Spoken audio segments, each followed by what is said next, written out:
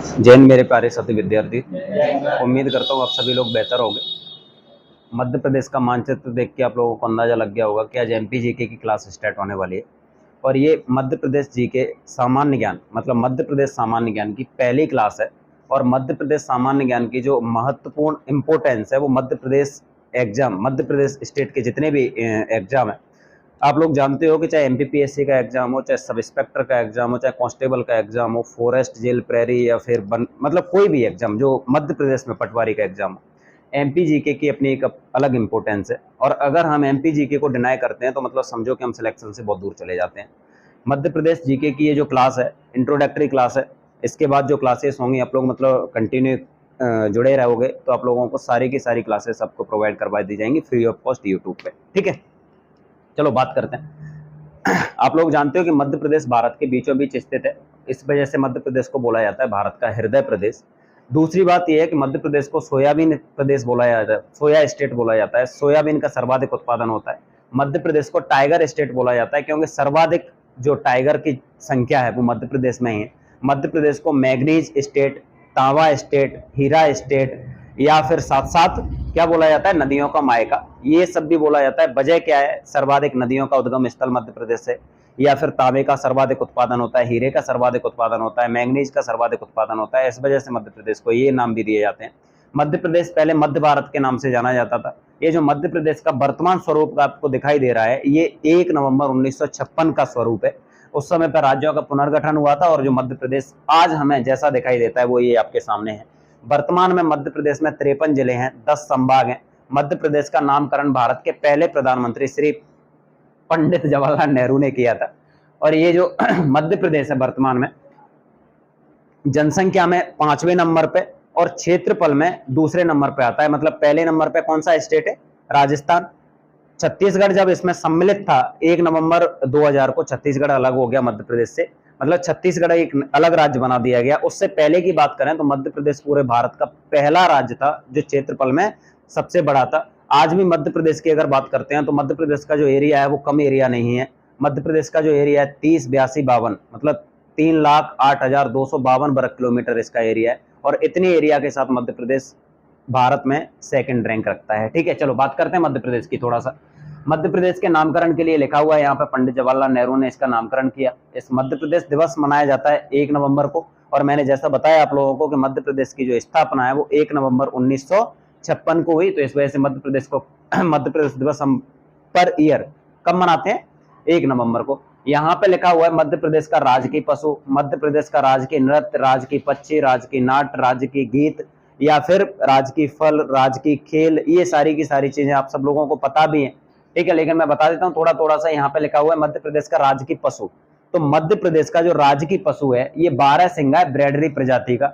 और ये आपको मतलब कहाँ पे मिलता है, ये मंडला बालाघाट में यहाँ पे आपको एक क्या मिलेगा, राष्ट्रीय उद्यान। और उस राष्ट्रीय उद्यान में ये एक हिरण है, क्या है, हिरण। और ये हिरण मतलब यहाँ पे पाया जाता है, ब्रैडरी प्रजाति का ये 12 सिंगा है, मतलब एक पशु है। और इसको हमने क्या दे रखा है, राजकीय पशु का दर्जा दे रखा है। मध्य प्रदेश का जो राजकीय नृत्य है वो कौन सा नृत्य है, राई। ये बुंदेलखंड में मतलब होता है बेसिकली, वैसे मध्य प्रदेश में ही होता है। पक्षी की हम बात करते हैं तो मध्य प्रदेश का जो पक्षी है दूधराज या फिर इसको शाही बुलबुल के नाम से भी मतलब जाना जाता है। मध्य प्रदेश का जो राजकीय नाट्य है ये नृत्य है और ये क्या है, नाट्य। तो नृत्य तो राई है और यहाँ पे नाट्य क्या लिखा हुआ है, माछ। कौन सा है, माछ। मध्य प्रदेश का जो राजकीय नाट्य है वो माछ है। यहाँ पे मध्य प्रदेश गीत मेरा मध्य प्रदेश और इसके रचयिता है महेश श्रीवास्तव। मध्य प्रदेश का अगर राज्य की खेल की बात करते हैं तो मलखम्ब, इसको 2013 में मतलब स्वीकृति मिली।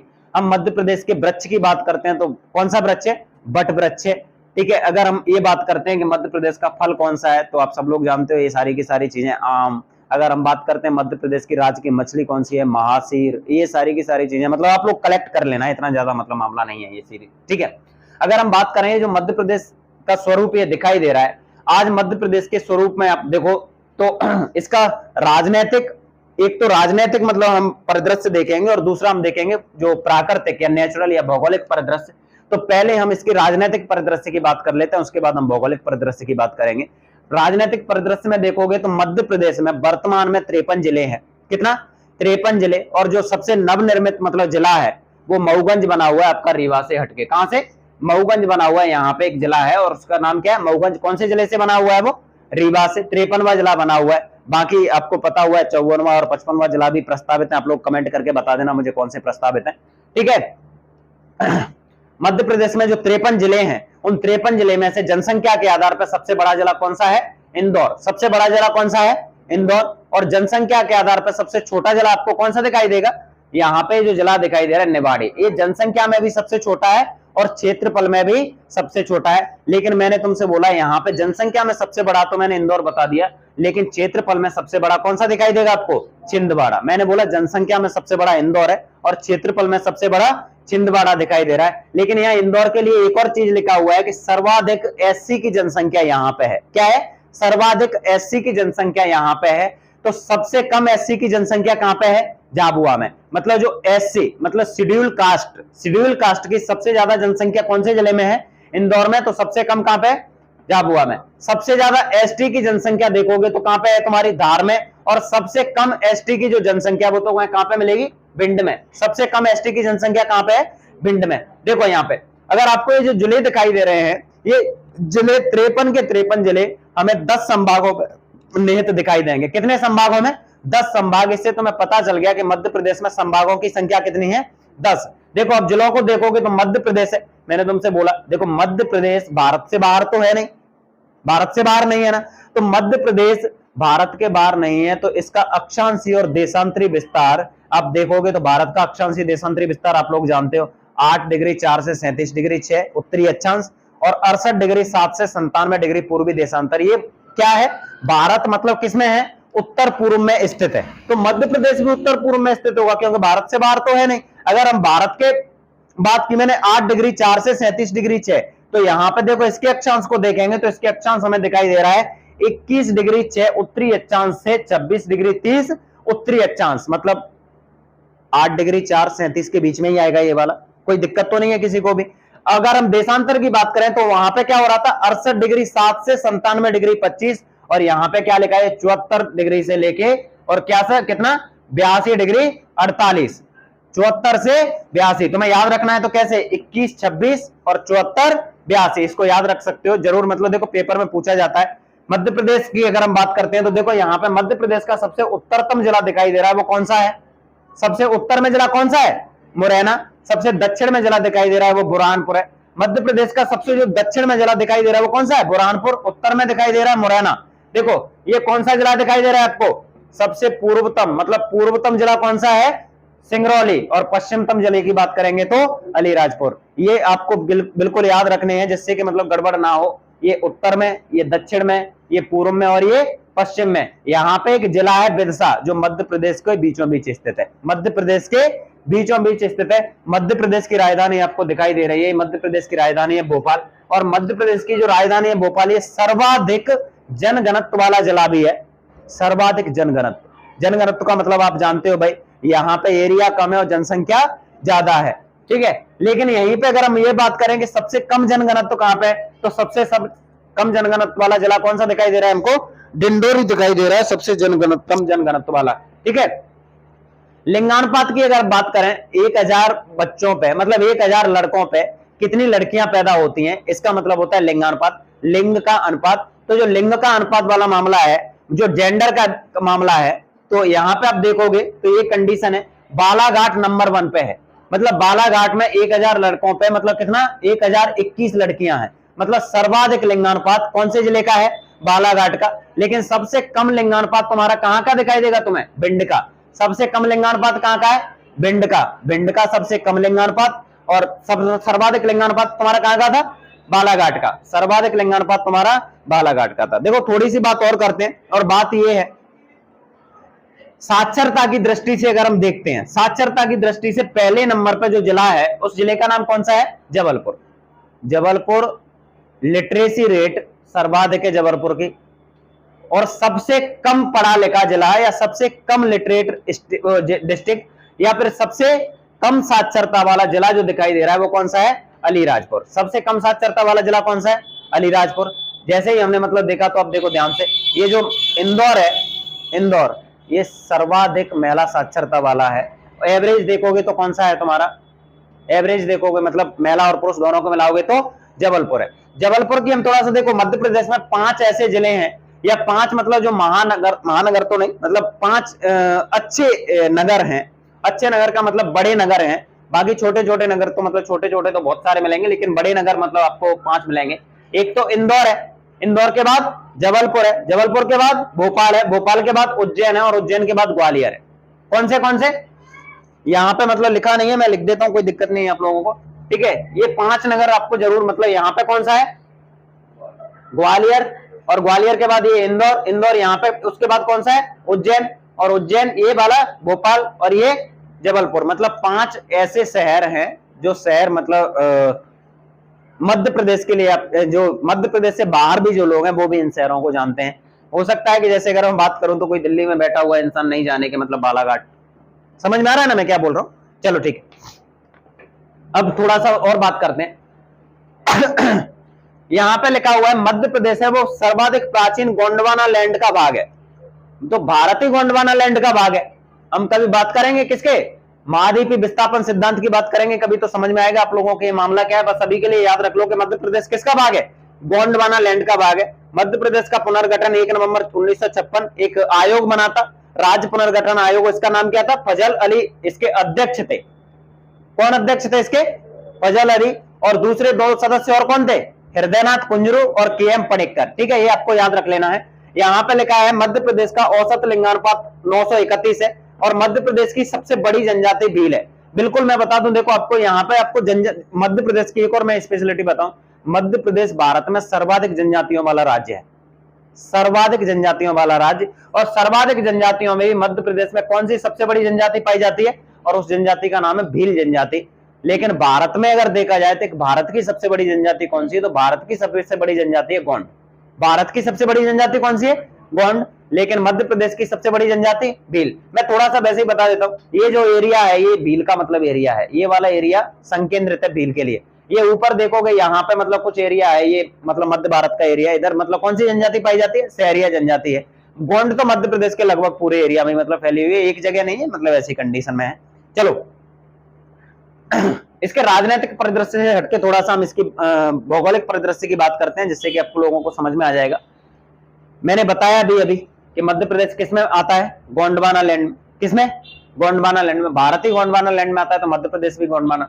मध्य प्रदेश को हम कुछ विभागों में बांट लेते हैं तो आपको दिखाई देगा कि यहाँ पे एक एरिया है, ये पूरा का पूरा एरिया आपका किसमें आता है, मध्य भारत के पठार में। किसमें आता है, मध्य भारत का। दिखाई दे रहा है आप लोगों को, ये एरिया किसमें आएगा आपका, मध्य भारत का पठार। यहां से देखोगे तो ये पूरा का पूरा एरिया तुम्हारा किसमें आ जाएगा, किसमें आएगा, ये वाला मालवा का पठार। मतलब मध्य प्रदेश का सबसे बड़ा प्राकृतिक विभाग मालवा का पठार है। कौन सा पठार, मालवा का पठार। जैसे ही हम थोड़ा सा यहाँ नीचे आएंगे तो उसके बाद यहाँ पे तुम्हें मतलब क्या मिलेगा, यहाँ पे क्या मिलेगा, यहाँ पे मिलेगा तुम्हें सतपुड़ा मेकल रेंज, सतपुड़ा मेकल रेंज। और यहाँ पे तुम्हें मिलेगा क्या, नर्मदा सोन घाटी। क्या मिलेगी, नर्मदा सोन घाटी। ये तुम्हारा बुंदेलखंड वाला एरिया है। कौन सा एरिया, बुंदेलखंड वाला एरिया। ये तुम्हारा क्या है, रीवा पन्ना का पठार। क्या है, रीवा पन्ना का पठार। और यहाँ पे देखोगे तुम बघेलखंड का पठार मिलेगा तुम्हें। क्या मिलेगा, बघेलखंड का पठार। क्या मिल जाएगा, बघेलखंड का पठार। तो मध्य प्रदेश का सबसे बड़ा विभाग मैंने बताया मालवा का पठार। कौन सा बताया, मालवा का पठार। और मध्य प्रदेश का सबसे बड़ा सबसे छोटा भौतिक विभाग कौन सा है, बघेलखंड का पठार, बघेलखंड का पठार। देखो अभी मध्य प्रदेश के एक रेंज है, मतलब एक श्रेणी है, पर्वत श्रेणी। और उस पर्वत श्रेणी को अगर हम देखेंगे तो यहाँ पे वो फैली हुई है। उस पर्वत श्रेणी का नाम है सतपुड़ा पर्वत श्रेणी। कौन सी, सतपुड़ा पर्वत श्रेणी। और यहाँ पे फैली हुई विंध्याचल। तो विंध्याचल और सतपुड़ा दोनों के बीच में एक नदी निकलती है, रिफ्ट वैली, मतलब एक तरीके से रिफ्ट से निकल के, या क्या बोलते हैं उसको, भ्रंश घाटी मतलब बना के निकलती है। और उस नदी का नाम है नर्मदा नदी। कौन सी नदी है, नर्मदा नदी। यहाँ पे एक जिला है, कौन सा, अनूपपुर। कौन सा जिला है, अनूपपुर। अनूपपुर में एक मतलब जगह पड़ती है, उस जगह का नाम क्या है, अमरकंटक पहाड़ी मतलब उसको बोलते हैं। और वहां से नदी निकलती है तीन नदियों में से एक नदी का नाम क्या है, नर्मदा। एक नदी का नाम क्या है, नर्मदा। एक नदी का नाम क्या है, सोन। एक नदी का नाम सोन। और एक का नाम है जोहिला। कौन सी नदी, जोहिला। ये 3 नदी निकलती है। तो यहाँ से जो नर्मदा नदी निकल रही है, ये इस रिफ्ट वैली से होकर निकलती हुई यहाँ से निकल के महाराष्ट्र चली जाती है, महाराष्ट्र से निकल के गुजरात, और गुजरात में खंबात की खाड़ी में समाहित हो जाती है। और ये नदी जब मतलब गिरती है, उससे पहले का मैं बता दूं, एक भारत की सबसे लंबी नदी है जो पश्चिम की ओर बहती है। भारत की सबसे लंबी और बड़ी नदी है जो पश्चिम की ओर बहती है। साथ ही साथ मैं बता दूं, नर्मदा नदी को मध्य प्रदेश की जीवन रेखा भी बोला जाता है। क्या बोला जाता है? मध्य प्रदेश की जीवन रेखा। लेकिन यहाँ पे सतपुड़ा के नीचे एक और नदी बहती है, उस नदी का नाम क्या है? ताप्ती। कौन सी? ताप्ती। और ताप्ती नदी कहां से निकलती है तुम्हारी? बैतूल की मुल्ताई नामक एक पहाड़ी है, वहां से मतलब ये निकलती है, और निकलने के बाद ये निकल जाती है, और ये भी कहां पे चली जाती है? खंबात की खाड़ी में। लेकिन ये जो ताप्ती नदी है, कौन सी नदी? ताप्ती या तापी नदी के नाम से इसको जाना जाता है। ये उत्तर भारत और दक्षिण भारत की विभाजक रेखा है। उत्तर भारत और दक्षिण भारत की विभाजक रेखा है ताप्ती नदी। ठीक है। अगर मैं तुमसे बात कर रहा था यहाँ पे कि मैंने बोला देखो यहाँ ताप्ती नदी, ये नर्मदा नदी, यहाँ इसके बीच में कौन सी श्रेणी है? सतपुड़ा। कौन सी? सतपुड़ा। और यहाँ पे देखोगे तो मैकल, मतलब दोनों को मिला के क्या बोल दिया जाता है? सतपुड़ा मैकल श्रेणी। सतपुड़ा मैकल पर्वत श्रेणी। तो जो पर्वत श्रेणियां हैं, तो पर्वत श्रेणी के बीच में पहाड़ी मिलेगी हमको, हाँ या ना? तो पर्वत श्रेणी के बीच में पहाड़ियों को देखो तो यहाँ पे तुम्हें एक पहाड़ी मिल जाएगी, उस पहाड़ी का नाम है महादेव पहाड़ी। कौन सी पहाड़ी? महादेव पहाड़ी। और महादेव पहाड़ी पे एक सबसे ऊंची चोटी, जो मध्य प्रदेश की सबसे ऊंची चोटी है, उस चोटी का नाम है धूपगढ़ की चोटी। कौन सी चोटी? धूपगढ़ की चोटी। और धूपगढ़ की चोटी की जो ऊंचाई है वो है 1350 मीटर। ये मध्य प्रदेश की सबसे ऊंची चोटी है। किसी को कोई दिक्कत तो नहीं है? बिल्कुल भी दिक्कत नहीं है। चलो मैंने बोला यहां पे कौन सी है? मैकल श्रेणी। कौन सी?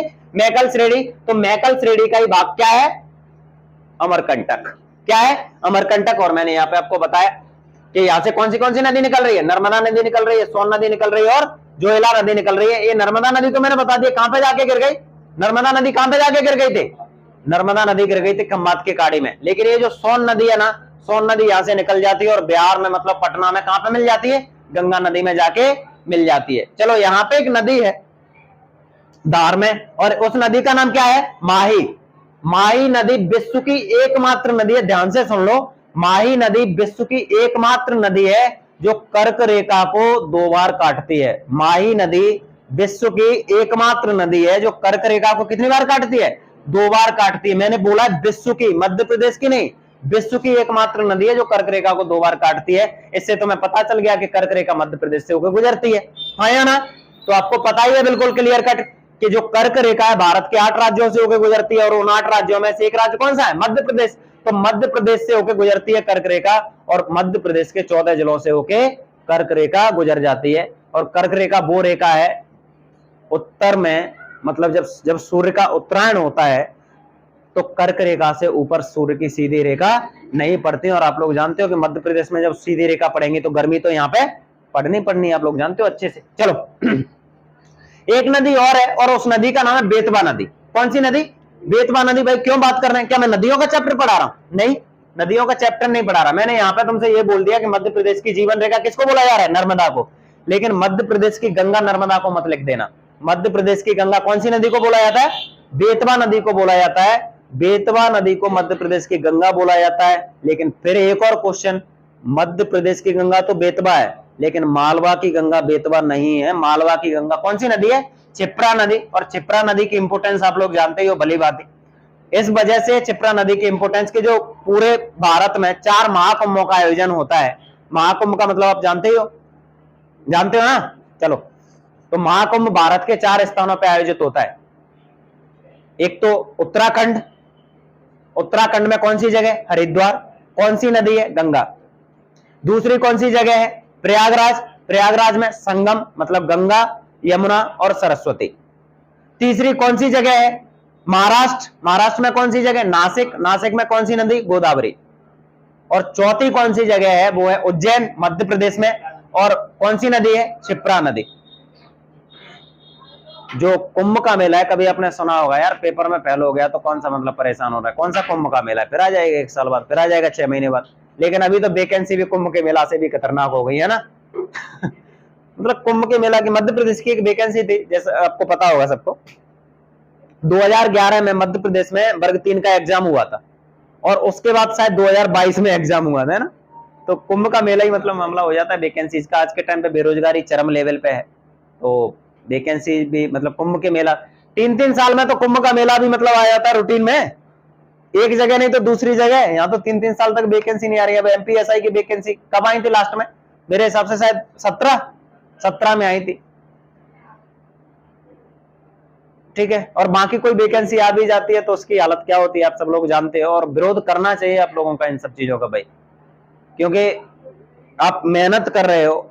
आप मेहनत इस वजह से नहीं कर रहे हो यहाँ पे कि 3 साल तक मतलब कैलारस में बैठ के मतलब पढ़ाई करते रहो, क्योंकि ना तो आपके पास इतने संसाधन है, और आप सब भली भांति जानते हो इस बात को कि ये जो पूरा का पूरा एरिया है, या आप मध्य प्रदेश की बात करें तो यहाँ पे ये कंडीशन नहीं है कि घर घर में मतलब मुकेश अंबानी बैठे हुए हैं, या घर घर में आईएएस ऑफिसर बैठे हुए हैं, या घर घर में मंत्री मतलब बैठे हुए, विधायक बैठे हुए, ये कंडीशन नहीं है। हम अधिकतर जो बच्चे हैं, अधिकतर जो आबादी है यहाँ की, वो आबादी या तो खेती मतलब ऐसा भी नहीं कि बड़े किसान, मतलब मझोले या छोटे किसान हैं, खेती और मजदूर हैं। और उसके बाद जो दूसरी आबादी है मजदूरों की है। तीसरी कंडीशन है वो छोटे मोटे कोई धंधे कर रहे हैं, मतलब उद्योग, उनका क्या उद्योग है, उनका मतलब पशुपालन कर रहे हैं, या फिर मतलब कोई किराने की दुकान डाल ली। भाई उससे कंडीशन नहीं बनती है। यहाँ कंडीशन ऐसी नहीं है कि फैमिली या पेरेंट्स मतलब आपको ये बोल दें कि जाओ यार 5 साल तक तुम पढ़ाई करते रहो, हम तो मैनेज करते रहेंगे। बड़ी मुश्किल से कर्ज ले लेके 2-2 रुपए इकट्ठा कर करके आपके अपने पेट को मतलब काट के, पेट काटना यहाँ का एक अच्छा सा कहावत है। पेट काटने का मतलब ये है कि हम खुद नहीं खाएंगे लेकिन तुम्हें पढ़ाएंगे। वो इतना समय आप लोगों को मतलब दे रहे हैं, और कंडीशन ऐसी हो कि वैकेंसी नहीं है, कभी भ्रष्टाचारी हो गई, कभी मतलब फर्जीवाड़ा हो गया, कभी रिजल्ट अटके हुए हैं, कभी कुछ। कैसे मैनेज हो पाएगा? बड़ी मुश्किल से जाके मतलब पैसा इकट्ठा किया जाता है, और ऐसी कंडीशन होगी तो कैसे काम चलेगा। अभी समय समाप्त हो गया है मेरा, बाकी कल बात करेंगे इसकी, यहीं से बात करेंगे। और आप सभी लोगों को अगर ये वीडियो ठीक लगती है तो वीडियो को कम से कम शेयर और चैनल को सब्सक्राइब जरूर कर दें, जिससे कि आप लोगों तक आसानी से वीडियो पहुंच पाए। जय हिंद, जय भारत, हर हर महादेव।